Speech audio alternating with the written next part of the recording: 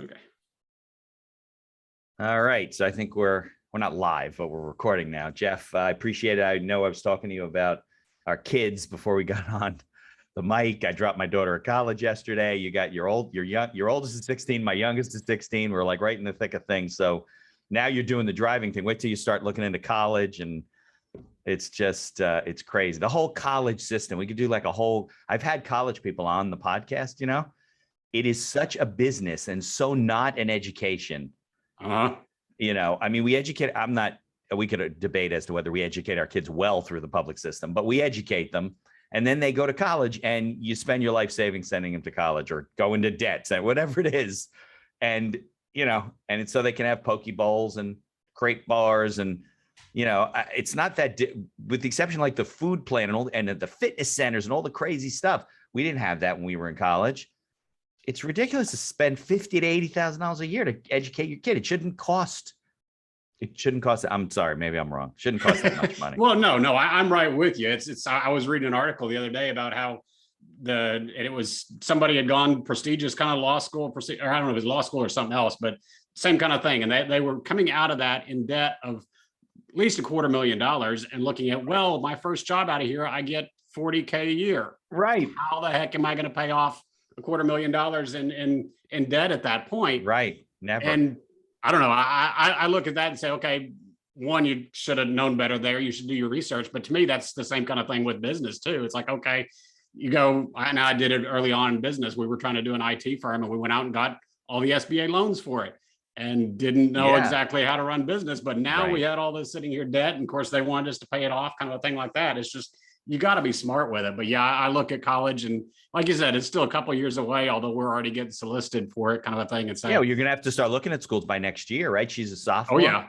Yeah. That's, I mean, most of them we look at historically. In between sophomore and junior year, we started going on summer trips and, whatever to see the schools. Easier when you get through some kids. Now you've been to some schools and the kids, you're knocking them off your list. But that, I got to say, Jeff, you are the segue master. So that was an excellent segue, because that is the problem with business. Like with going to college, a lot of us, not everyone, but a lot of us just, you grow up, your parents maybe went to college, maybe didn't. They're like, you're going to go to college and you get educated and that's what you do. And you don't even question whether it's a good thing, bad thing, good investment. When it comes to business, there are so many people that should not be entrepreneurs and in their own business. And I'll preface that by saying, if they took the time to learn and to educate themselves and to work with people like you, they probably could be entrepreneurs, but they don't. So we have this growing part of the population that's becoming entrepreneurs, some by accident, like my podcast, and some on purpose, and some intentionally, and some just,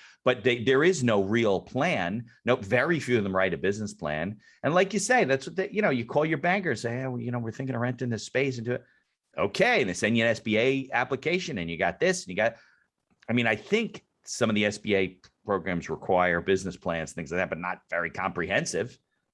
No, and it's one of those, as long as you can go download a template off the web these days and then fill it out, you're pretty much there. And exactly, to me, that's the bigger challenge, is that it's almost too easy to get into business these days. So you can go much too easy. Go down to the county office and fill out a quick form for a DBA, or even still, you can get your own corporation. You can do it online here. Do it all online overnight almost. So yeah, it's to me, and that's honestly, it's like you look at the statistics and everything. Yeah, you've got the ones that struggle to get out the gate. That's the typical entrepreneur.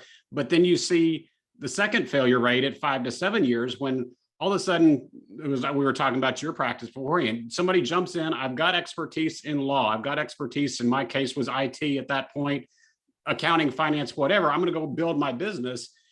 What you don't necessarily realize is there's a heck of a lot more to building a business than just being a good lawyer or just being a good IT technician. Yeah. So that 5 to 7 years is when you basically have created yourself a job. It's you're the boss, you're the employee, you're the janitor here. Right. Well, if you're both, you're really just working for yourself. It's not, you're not really an entrepreneur. So you're working 60, 80 hours a week. By that point, you kind of hit that burnout stage to say, hey, this is not what I wanted. I wanted a nice company. I go sit on the beach, let everybody else do all the work, kind of thing. Right. That was the vision, right? But you never followed through on it. Yeah. So that's the second phase where we start seeing entrepreneurs bail out again to say, hey, I want to go back to the early startup days. Those were fun. I'm going to go start something new. And you just end up in this cycle. And it's like, okay, you've invested so much into this to the end up player at that point. Like we were talking college, you've invested 4, 5, 6 years into this, spent 50, 60K a year, and you get out and it's like, okay, now what? Without a With plan. very little plan. Yeah, no plan. Yeah. I mean, you picked a major, you were excited about, but you didn't realize you're only going to make $40,000 a year, Exactly. working, Yeah. never pay it off. I think your comment too in the opening that you did is really true. So there are some entrepreneurs that become successful in a business. Like they know that industry, they know whatever it is, but they don't spend the time to develop the skills that we're going to talk about. And they can't transition to another business. They sell the business, the industry changes, whatever, it runs out, or they sell it. Not always lucky to sell it, but things do, the wave breaks eventually, or the industry changes, and they don't have those basic skills that, that real entrepreneurs and founders and startups, the guys, I mean, there's guys that you and I know that we could throw them into any company and they would be successful because they have the basic skills that they need to run a business. But a lot of people don't. They just figure out one kind of business. Well, that's really the thing. It's like the ones you see that are really successful, a lot of times are not, their business is not even in their area of expertise. So right. They went and started a business, hired in the expertise to it. They're looking at the big picture. They're the visionary. They're the business, brought in the expertise. Yeah, they're not working for themselves. Yeah, exactly. It's like they're in many ways they're forced to say, "Hey, I've got to go hire in that expertise because I don't have it." It's almost more trouble when you've got the expertise at that point because you keep putting yourself. You think down. You can do everything yourself? Yeah, exactly. In that operator seat, it's like nobody else can do this better than I can. It's like, well, reality is, they can, and if you'd hire them, then you could actually have that time on the beach that you were wanting here because you're operating a business, not being the operator in a business. Yeah. Well, I think a lot of people miss when it comes to writing a business plan. They're like, what do I need a business plan for? Well, obviously, you and I both know they do. You got to work out the financials. You got to work out the operations of the business. But you also have to work out, like you said, where am I going? Where do I want to end up? Do I want to be the entrepreneur that's opening the shop at 4:30 in the morning and sweeping the floors and or do I want to be the business owner, which is why we often go into business, to have freedom of choice and to have freedom of schedule and things like that. But you do need a plan to get there. Right? I mean, you definitely do. Yeah. And I don't want to dismiss or whatever the person that wants to be there in the shop. Honestly, when I left corporate America, I went into consulting and it was still me. It was time and hours or time for dollars, but I controlled my destiny. I controlled my work hours. I controlled everything at that point. And for a lot of years, I was perfectly happy with it. So if that's what you knowingly want to get into, knock yourself out. No problem at all there. But the issue is when you end up in that seat, yet you really want the bigger picture vision. And that's kind of where I'd always refer to it as kind of bridging a chasm there. You're on one side, you know where you want to get to, and you got no clue how to get across that chasm there, how to go build that. And that to me is where I find, unfortunately, too many people struggling. Yeah, absolutely. All right. So I know we jumped right into it, right in the thick of things, but maybe we go backwards a little bit and talk about your background. Because I know you were telling me off the mic before we talked last time about all the things you've done in the industries you've been in, your experience and so forth. And then we can get into more, okay, what do you do from here as an entrepreneur type of thing?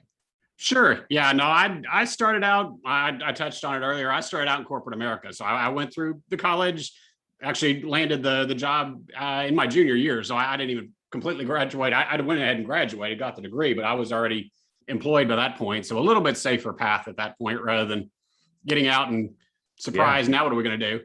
But spent 7-8 years in corporate America and just honestly got tired of it. I was riding a desk, moving between big corporate reshuffles and stuff like that, and said, okay, this is just not me. This is, I want to actually know what I'm working on today matters in some bigger picture. Rather what were you doing then? Like finance or operations or marketing? No, it was, I've been IT, I've been software since day one. I actually grew up coding software not a bad industry to be in. Green screen, cursors, flashing cursors kind of thing. So back in the dark ages here. Yeah, I know. I grew up in my dad's insurance company and that's what it was. You turn on the computer and there's a blinking green little dot. Exactly. They're like, what do you do from here? Well, it doesn't do anything. And then the world changed with Microsoft. Oh yeah. But we were still in the early age of that. But so no, I was always IT and always software, which again, big process nature, big systems. I saw the value obviously with software right off the bat with that. Right. But so got tired of corporate America, like I said earlier, went and said, hey, we're going to go be consultants. So I kind of look at that as kind of halfway out the door, because on one hand, yes, it was my own business. It was my own corporation, but I was still working for other companies there. So I Right. largely made the shift into small to mid-sized businesses at that point, doing what today would be called a fractional CTO. So still technology Okay. advisory, Sure. long before the term fractional ever became cool, kind of a thing. Right. Exactly. And honestly, I had a blast with it for quite a few years, but 7, 8 years into it, probably a little bit longer than that, got tired of the pure dollars for time. Right. Said, hey, we got technical expertise, partnered with a business partner at that point to go start an IT services, a managed services firm, Okay. providing outsourced IT work. And Yeah. again, kind of what we touched on earlier, I was the expert down the technology lane. Unfortunately, my business partner was also the expert down the technology lane. So we jumped into this and said, sure, we can build this. Picked up a good client base right off the bat, but we were still struggling to say, okay, how do we turn this beyond just the two of us? How do we get Right. this? How do we grow this Yeah, into a because real even with the company? two of you, it's still a consultancy, basically, right? Effectively so, yeah. Yeah, But that's a big problem in professional services because people want you as their lawyer, as their accountant. And if, like I told you, I have that problem right now. I went back out solo. It's just me. I to be honest with you, Jeff, I couldn't tell you what my plan is. It hasn't materialized yet to figure out how do I get from having to do all the work and being available on vacation to, having someone, I have support, but I still have to do the legal work. You can't just delegate. You got to delegate the lawyers. So it's difficult. it's interesting because on one hand, a lot of the coaching professions look at the legal field and say, yeah, that's just don't even bother there. You can't get lawyers to come around to running it like a business. But at the same time, I've got 2 or 3 lawyer clients that are very similar kind of thing, that they're small, trying to branch it out, trying to build out to a firm, just because, like you said, they don't want to work 60, 80 hours a week kind of thing. Well, I think lawyers, the problem with vacation. lawyers, and I can say this because I'm a lawyer, the problem with lawyers is that we have no business skills. We're not taught business in law school. We're taught to be a professional and all this kind of stuff. And I don't think it's that people that they don't want to. I think they don't know how. They don't even have a vision that it could be something like that. The legal profession is ripe for, like, teaching business skills. It's really it's weird that so many people will say that, yet it's almost impossible to get into that industry. And I think a lot of it's definitely what you said. You don't have the business skills, but then you look at the established models, you look at the big firm models, and it's all designed, at least from my outside perspective, and you can probably fill it in better, it's all designed in silos, that you've got the partner that, okay, he's got his paralegals or his people underneath him with their assistants. correct. Right next to another partner with their paralegals, their assistants. It's like these silos sitting right next to each other. It's a marriage of convenience for most aspects. And you know what? Firm. One of those silos breaks down, the whole system falls apart. The client, the attorney dies. There's no transfer of trust or anything like that. The clients then scatter. There's really no, in law, there's no non-competes. You can't force you to work with a new attorney. That's not possible. So yeah, and that happens a lot. So the older guys are waiting for the young guys to take over. The younger guys aren't being groomed to do that. The younger guys get older and say, well, we don't need these guys. What we're going to do? And they go out on their own to do the same thing that these guys just tried to do. And it perpetuates itself.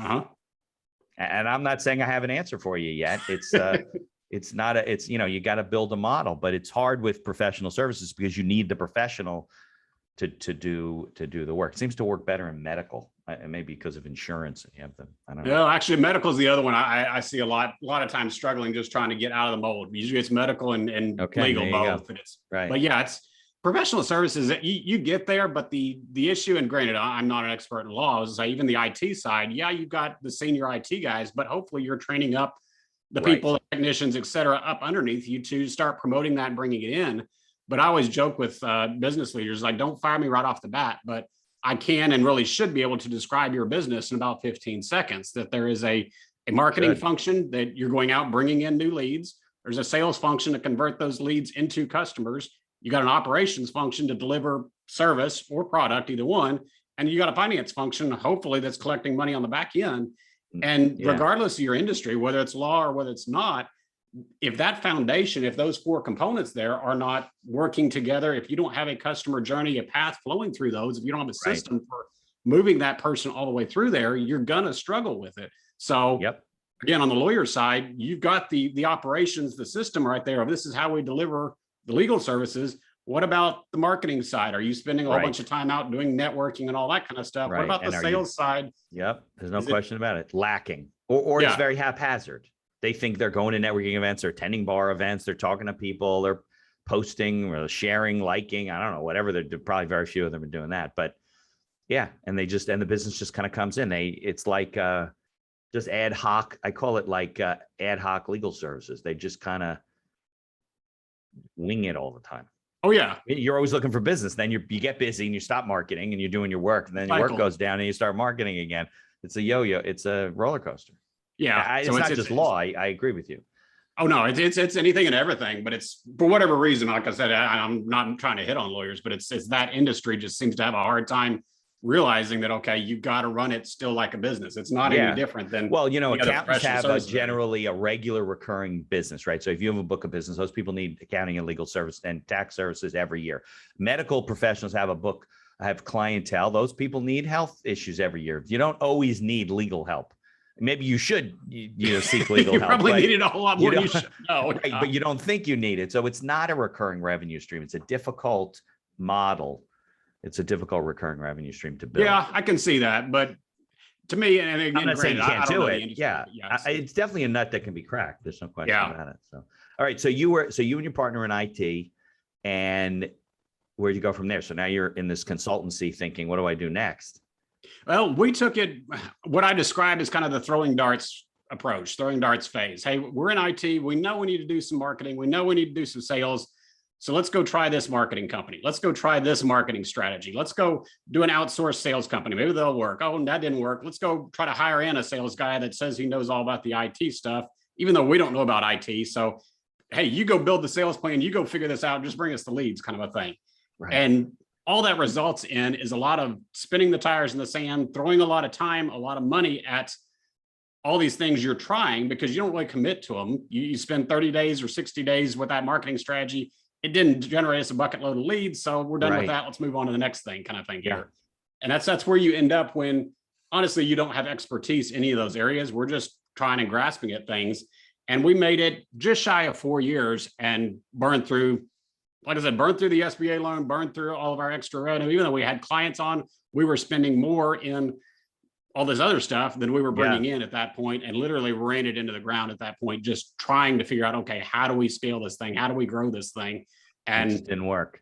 Yeah, it just didn't work at that point. It's like cash flow hides a lot of things, but eventually if the cash flow is less coming in than it's going out, gravy train runs out. At some point it's going to catch up with you for sure. And the SBA doesn't just keep extending more extensions and more extensions. They don't do that. You don't just call them up and say, listen, we're running negative, so we'll just won't pay you for 4 years. No problem. Don't worry about that, Mr. Chastain. We have a whole program for that.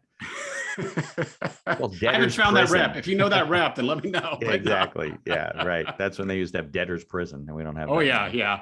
So no, we ended up shutting down that practice, like I said, almost 4 years in, and really that kind of spurred the transformation really with me to say, okay, didn't like the time for hours kind of a thing in consulting. Obviously something didn't work here with the IT services firm, even though I can see other IT services firms that this is working. Got to be a better way to this. And before I go start something new, I don't want to rinse and repeat. I don't want to do the same thing. So it's like, there's got to be a better approach to building a business when I don't have a business degree. I didn't learn all this stuff in school, even though now that I'm into this, I'm not sure that helps. The value of those too. Yeah, I'm not sure. It might help if you're on the MBA track, but I'm not sure if it helps in the small. I actually went back to go get my MBA at one point, made it a year into it. It's like, no, this is not going to benefit me at all. This is too theoretical. It's like, okay, where's the real? Yeah, you want to go work for McKinsey or something? It's perfect. Oh yeah. But running your own from an entrepreneurial standpoint, no. They don't do that. I know some of the colleges, I don't know if it's in the MBA programs, but now the schools are having entrepreneurship, majors and departments and things like that. That's nice to see. I have never seen anybody's curriculum though. I have no idea what they're teaching, if I would agree with it, if I think they're helping these kids. I don't know. Yeah, I actually had somebody on my podcast, and I'm trying to remember I remember her name, but I can't remember her program. I'll have to look it up. But it was a summer program that they were doing for kids at that point, and it was a business incubator. They were starting companies and launching companies out of this entrepreneurial kind of program at this point. Was it called the Young Entrepreneurs Academy? No, there's a group out of Rochester. We ran a program for them for about 5 years. They have 100 chapters, and that's exactly what they do. They take middle school, high school kids. They develop a business idea, write a business plan. It's like a 30-week program, and at the end, they have like a Shark Tank. And they get money and they launch these businesses. So I'm not surprised that there's other programs around. Yeah. No, this one's called Launch X. It's Okay. Lori Stash program, but yeah, Launch X, but it's the same kind of Same ideas. type of concept. Yeah, right. Yeah. It's great. I mean, you imagine if we went through that when we were in middle school. Oh, I would have loved to have been part of that. Yeah. We'd be in a different place now. For sure. But it's and we were talking in that interview, and it's like, okay, many of the same systems that I'm using now with other entrepreneurs, they're sitting there teaching them at high school and early college kind of a stuff. And that's really kind of where, like I said, I started going down that path of, okay, I got to figure it out. Somebody else got to have a route. Started off with the E-Myth idea that I was definitely late picking up that concept. But what I started looking at was that, okay, you go from E-Myth, well, okay, Gino Wickman's got EOS and traction. Well, Vern Harnish has got scaling up over here. Yeah. There's a great game of business, and then there's the it's like all of a sudden there's 30 different ideas and 30 systems. So it's a noisy room. Being the system, being the process guy I started plotting them against each other. Okay, where's the strengths and weaknesses of each one of these? And I've actually got a full chart looking at several of the big ones. It's like, which one of these do you pick? None of them are the perfect all-encompassing Now, they all bring solution. something to the table, but they don't all bring everything to the table. Exactly. It's like, this one's good in process. This one's good in people. This one's good in strategy. It's like, okay, but I need all that for my business. Yeah, right. Where do you start? So I actually took it from my technology when I was doing the consulting. I never wanted to be the Microsoft rep or the Salesforce rep. It was always, okay, what's the right technology for what you need for your solution for this business? So I've taken that approach with the coaching side to say, hey, we're not necessarily going to teach you EOS or scaling up or whatever. Let's take all the tools from all of them and build your system. Let's build what you need. But it still goes back to that fundamental idea. It's like, okay, how do we put the systems in place to where you can have the right people sitting in the right seats at the right time? You've got a purpose, a strategy that they all buy into, because honestly, in a startup, you can't afford top talent. So, but hey, maybe they'll work for less if they've got something that they can buy into, something they're really excited about, that, hey, this is our mission, what we're doing. Yeah, mission and vision is very important. And some of these people just take a job and then they're in the wrong position. They don't even know what to do to support the business because they don't know the vision. Yeah. Very common. So if you can do that, build up a playbook to where, again, I always coach it towards treat your business like a franchise. Even if you're not planning to franchise it, the idea or the reason why McDonald's took off so quickly was because it had a repeatable system. You can go to McDonald's University, they'll hand you a book, say, okay, this is the way you follow this plan, A to B. You got a successful business. And I know they didn't have it in the IT world, probably not in the legal world. You didn't jump out and say, I'm going to be a new law firm. Here's the plan from A to Z, how to do this. And there's no book. Yeah. And that's what McDonald's was able to give their franchisees, and why it's so successful. As I always say, it's like you could put your craft custom burger house on one corner of an intersection, put a McDonald's on the other corner, which if anybody's been to McDonald's, you know, it's not high-end dining or anything, but the McDonald's will be the one that's still standing in the end. You're comfortable. Yeah. If anybody's listening, they should watch the movie The Founder with Michael Keaton. He plays Ray Kroc, and the whole story about the McDonald's brothers. And what he saw in them was, wow, these guys had this down to a science.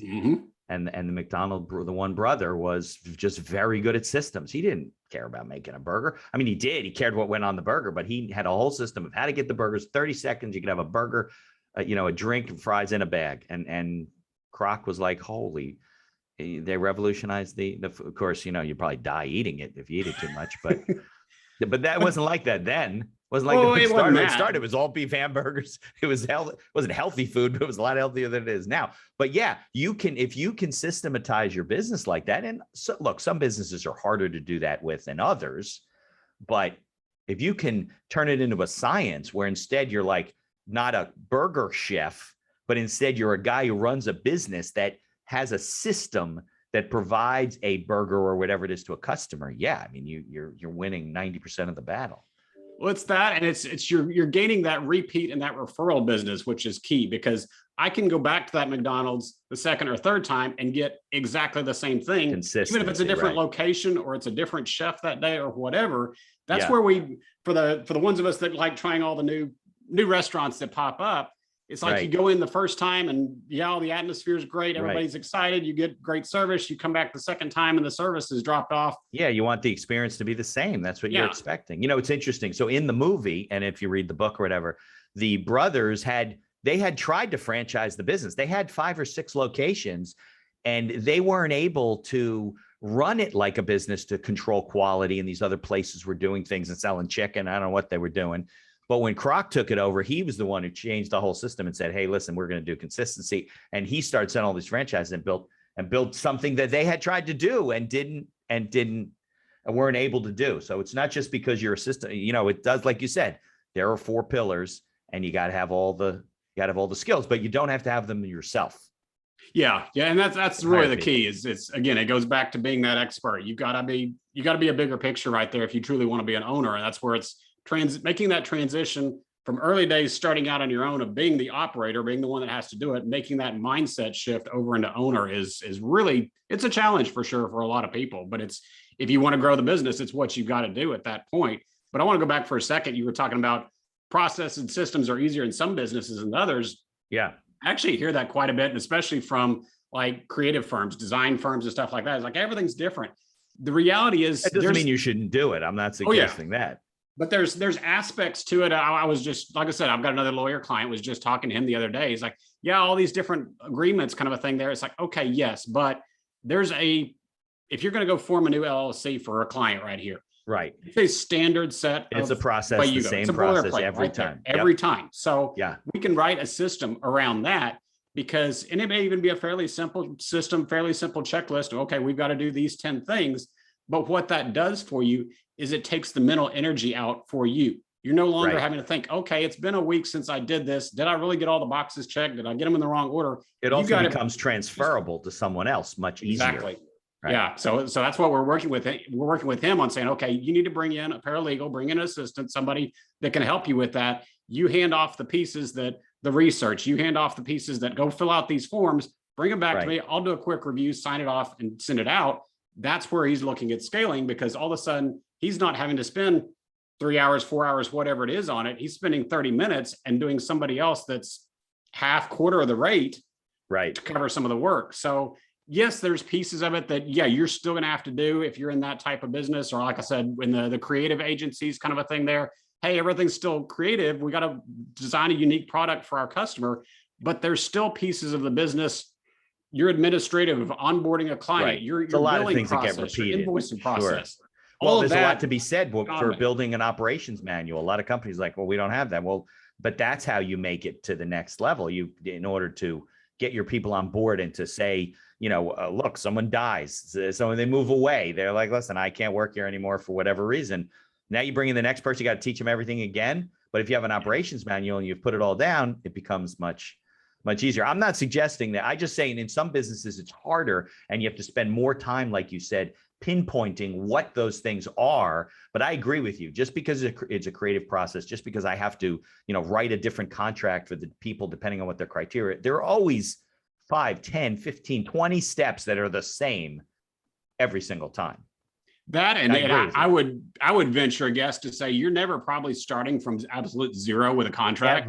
Never. Yeah. You're taking pieces, you're taking a boilerplate and filling in the blanks for all practical purposes. Stuff I've created over the years. I don't start. I pull out a contract. Oh yeah, I worked on this contract. Now sometimes that's hard to systematize, but if you create a library, let's say as a lawyer, right? You create a library and this contract was for this company. You could say to somebody, hey, pull the contract from that company and use that as a template. And let me take a look at it afterward. That's, a way to get around some of that stuff. Yeah. But you do have to build the system. You have to build the products, because some of it is creative. Some of it is, intellectual property that you have to create. But I have created. I've been doing it for 30 years. I have and I would venture to library. Say most companies, all companies, honestly, should have that layer of IP on top of it, because you want to be able to differentiate from your competitors at that point. Yeah, good point.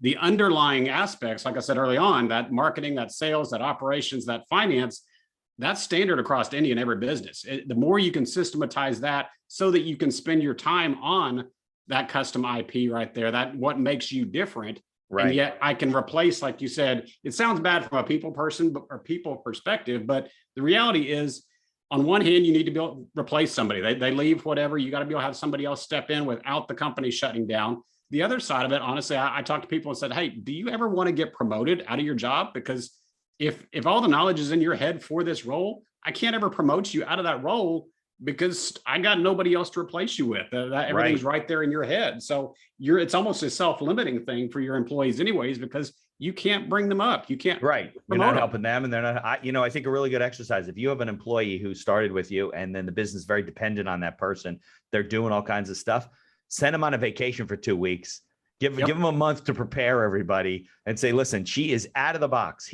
You cannot talk to her. It's as if she doesn't exist, and let the little hens, little chickens fly a little bit and see what happens. And then when the person comes back, they're not going to lose their job. They're going to become the president or the office manager or whatever, because now they can supervise people who understand what's going on. It's kind of because business has become too dependent on, one or two key employees. It's a dangerous way to live.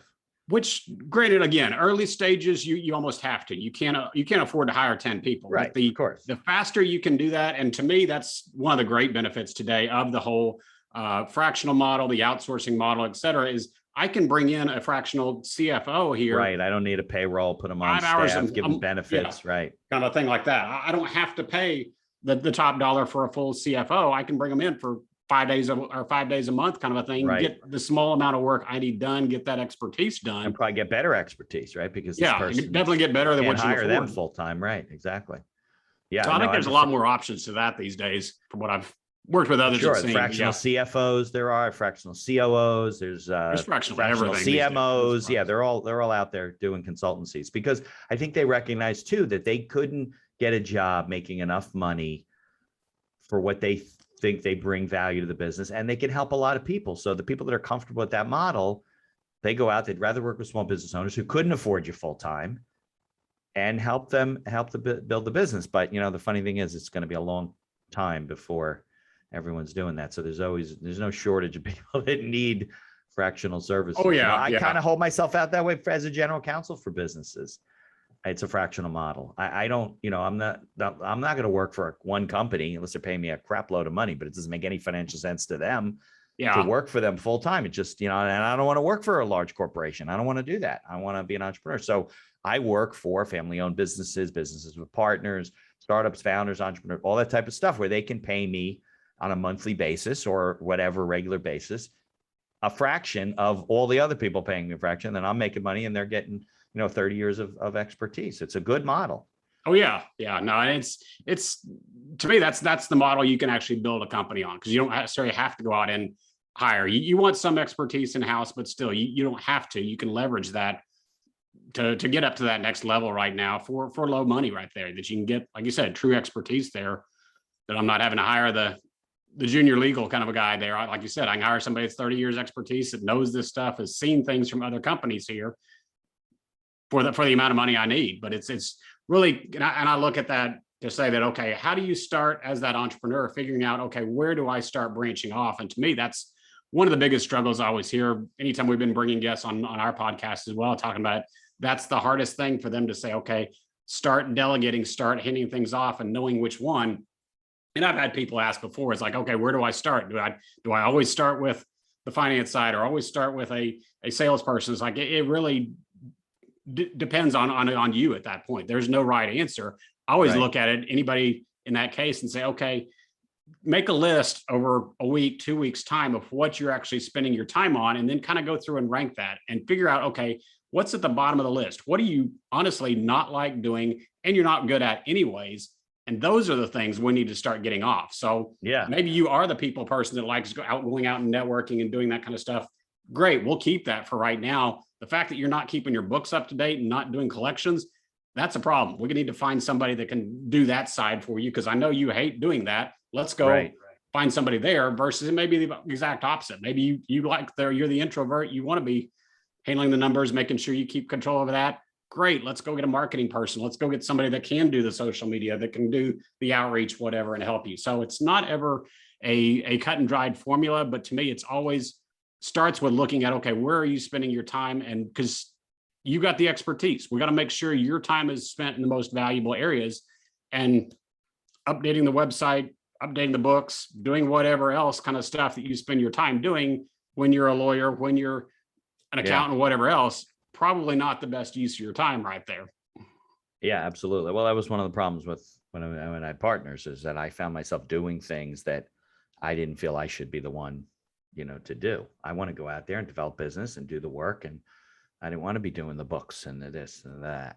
We had a COO, he's a friend of mine, but still, it's the kind of thing you want to decide what you want to get away from. And I understand that what you're saying is that the formula is the same. It's just a question of where you start.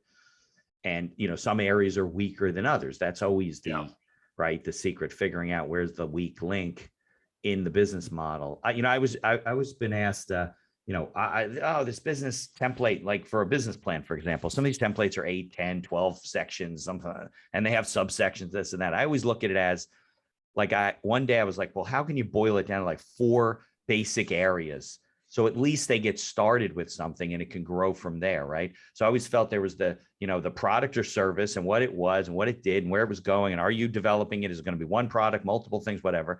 There was definitely the operational side. Do you have the people you need? Who are the right people? What should and shouldn't you be doing yourself or don't want to do? Right? There's definitely the marketing side of it and sales and the marketplace and what exists in that place and who's the competition. And then there's the financial side in the books and, are we profitable?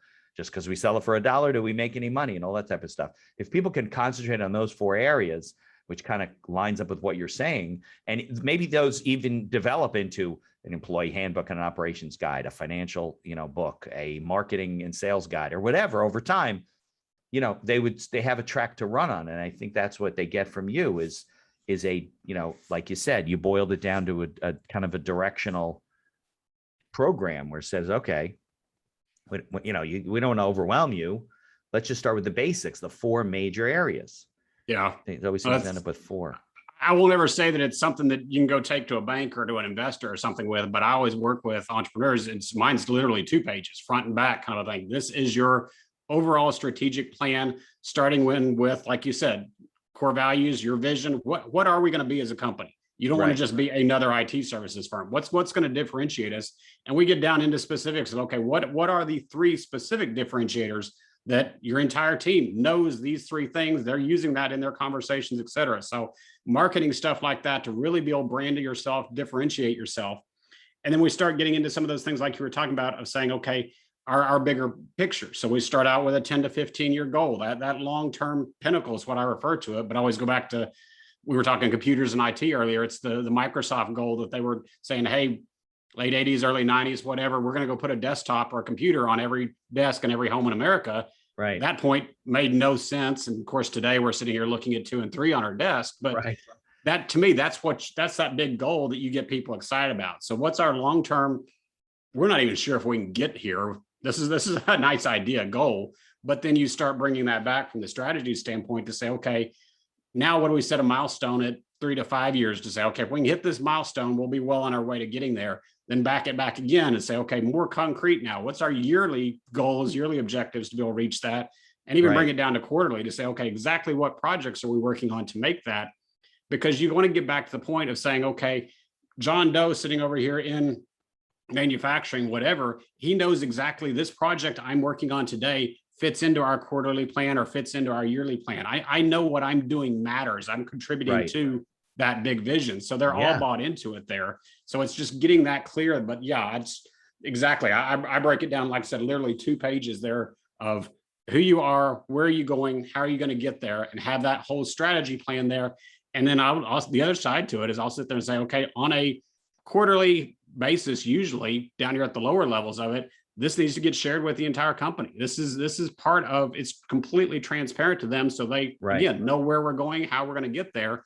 And I'll even take it into the hiring process to say, hey, if you're hiring somebody new, pull out this strategic plan, walk them through this, because again, you want them to know what they're really getting into, that from everything of this is our core values, this is what we're expecting you to live up to here's our strategy, here's our long-term plan, here's how this role that we're hiring for is going to fit into all this. You want them to be really bought into and excited, not just here for a paycheck. Yeah, no question. Employee buy-in is very big. And I think people overlook it. They just think that, oh, no, they understand what we're doing. And they don't. They got their own lives to deal with. And it's a job for them. And they, and if they saw a vision, and maybe it's not for them, maybe it is just a job for them. But you want to know that because, like you said, once you've gone 15, 20 years from now, it's too late. Time is gone. It's over. So you got to do it right from the beginning. Can you share some industries that you've worked in, you know, you don't have to share specific clients, of course, but give us some examples of some industries you worked in where you found that, you know, certain areas are lacking more than others. It's an interesting one, and I'm not trying to dodge the question really, but No, I it all didn't give it comes to you back ahead of time either. well, no, but it's still, it is. I've worked with marketing firms. Like I said, I'm working with a lawyer right now. I've worked with IT services firms. Most of it's been service industry. I've done a few kind of product-based things, but it really boils down to what kind of where we started of saying business is business underneath the covers. It really doesn't matter. And Yeah. what I find, it almost varies more on the size of the company.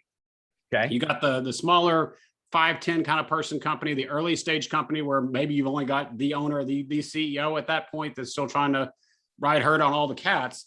Right. It's typically more of a delegation issue. That point is saying, okay, how do I get things off of my plate? How do I empower my team and get them to step up, start running some of this to where honestly I can take a vacation? So that's typically, we're typically looking at more of the playbook, more of the performance kind of ideas there. A lot of times those people look at me like, I don't need a strategy right now. It's like, you really do, but I'll kind of tease that into you and we'll figure out that you really do. But then you go more to the bigger ones. So if you're doing a 15, 20 person company, you've actually got more of a leadership team. You got 2 or 3 people that are senior leaders, however they call that. At that point, they really are looking a lot more at the strategy side, at the people side to say, okay, how do we make sure we're really hiring the right people instead of, it still gets me. You go out to the job boards or whatever, and job listings are just this laundry list of, can you program this dozen languages? Like, honestly, I don't care if you can program the language. I want to know if you've got the critical thinking to break down a product or a problem from a programming standpoint, figure out how to put together that. And then I can teach you whatever language. If you know C, I can teach you Visual Basic or whatever kind of a thing. That's just a skill that hopefully they're teachable at that point. But I want to know the bigger picture thing of, can you break down the bigger problem? And more importantly, that, can you fit into our culture? Can you fit into the way we work as a team? We're a remote team now because of all this stuff. Can you handle actually being accountable and being part of a remote team working from home? Or are you going to get distracted with your wife being home or 10 other things, or the kids or whatever else kind of right, thing? exactly. It's a personality thing. Can you really fit into our culture? So once you get into the larger companies at that point, they're a lot more dealing with issues around the people side, around the culture side, around the strategy side, making sure that we've got, again, everybody bought in, everybody working. I always kind of ask them, it's like, if you were to go walk around your office today, assuming you were still in person here with everybody, would you really find everybody in the office doing exactly what you expected, working on the most critical project or critical priority?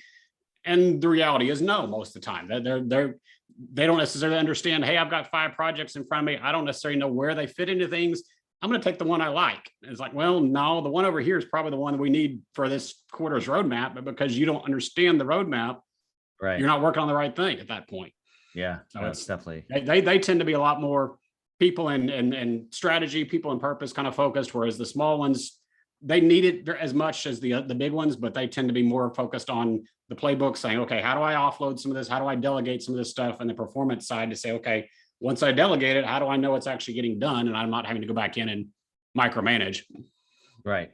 Well, I guess the makeup of your clientele kind of begs the question of that service companies are, you know, people that provide services can run themselves like a business. They can have employees and be systematized and so forth. I think that's a real problem. Well, I appreciate you spending some time with me and talking about it. I think that and maybe we can circle back again and compare notes in a year or so.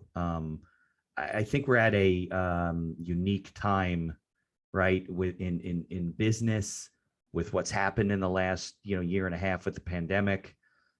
People that have gone into business because they had no choice, or because they were like, I'm not going back to the city where I got to go to a job every day. And they are more in need of, good coaching, good direction, good systems, good processes. So, it can be digestible and understandable. I think that's one of the problems, is that some of these books you read, some of the stuff you check out, yeah, I mean, they all have good aspects to it, but it never applies to you completely. And you're like, and then they do part of it and it doesn't work because the person had designed it this way, and, becomes very frustrating. But I think that that's part of the journey, right? The business owner has to seek out the person that works for them, the system that works for them. Not everybody works with you, and not everybody do you want to work with. neither do I. I mean, there's people I just can't help. So you do the best with what you got. But I think that's a part of the journey, is figuring out, okay, where do I find the right people to work with that, fit, that I feel good about, and I feel they have my best intentions at heart, and, start there. And it may not be the last person you work with, but I find that, the coaches tend to work with other coaches. It's funny how, there's definitely that. Yeah, no, I've got for sure my own network, but yeah, to your point, it's the ones that I enjoy working with are the ones that have that vision, have that excitement that, yes, I know I want to get there, but also have that realization to say that I don't necessarily have all the answers, and I'm willing to listen at that point. Because if there's no point in having a coach if you're not going to listen to them. If you're going to go do your own thing, it's like, well, I'm, and that's, to me, that's the difference on coaching and consulting, and why I enjoy coaching so much more is I'm on the sideline of the game here. You're the one going in. It's still your company. You're going in to go play the game. I'm helping you with it. But at the same time, if you're not going to listen to me, if you're going to go in the game and play it your own way, then not going to do the work. It's not. Yeah, it's not worth wasting your money or my time at that point. Exactly. All right. So Jeff, how can people interact with you? You have a podcast, right? Yeah, we've got Building to Scale. We're just simply, like I said, strategies, tips, tactics. How do you scale that business? How do you scale that smaller business? It's typically aimed a little bit more towards the smaller business, but it's buildingtoscale.com. And then either through that or through the website, Admentus is the company name right there. Always just happen to have a conversation. So that's more than anything. I try not to make it, it's not sales by any means. I'm not trying to push it. Like I said, it's got to be the right fit for everybody. But if you got a question about business, struggle with business or whatever, always just happen to have a conversation right there. Again, point you in a direction of a resource, point you in the direction of a book, something like that, if you're still at that stage. But always happy to talk to people. All right. Well, Jeff, I thank you for coming on. We'll put in the show notes links to your social media, your website, the podcast, all that kind of stuff, so people can interact with you. And I thank you for, giving me an hour of your time and sharing with all of our listeners. Thoroughly enjoyed the conversation. Thank you.